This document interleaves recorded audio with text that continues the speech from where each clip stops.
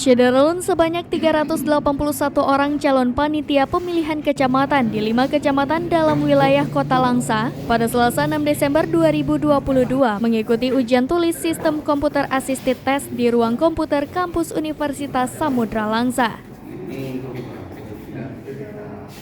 Pelaksanaan ujian tulis ini diawasi langsung oleh 5 komisioner KIP Kota Langsa, Ketua Teguh Faisal, Ridwan Sukri Samsul Bahri, Marzuki, dan Sekretaris KIP Kota Langsa, Dahlan. Sedangkan pengawasan ujian juga dilakukan oleh staf KIP Kota Langsa termasuk dibantu operator atau petugas IT kampus Universitas Samudra Langsa. Ketua Divisi Sosialisasi Pendidikan Pemilih, Partisipasi Masyarakat dan SDM KIP Kota Langsa Ridwan ST mengatakan, hari ini merupakan hari pertama seleksi PPK untuk 5 kecamatan di wilayah Kota Langsa.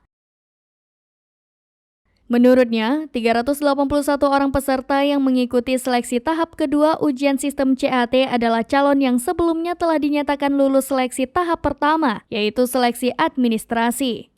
Dalam seleksi PPK ini, KIP Kota Langsa menerima tanggapan dan masukan dari masyarakat Kota Langsa terhadap para peserta yang mengikuti seleksi PPK ini sejak tanggal 2-10 Desember 2022 mendatang.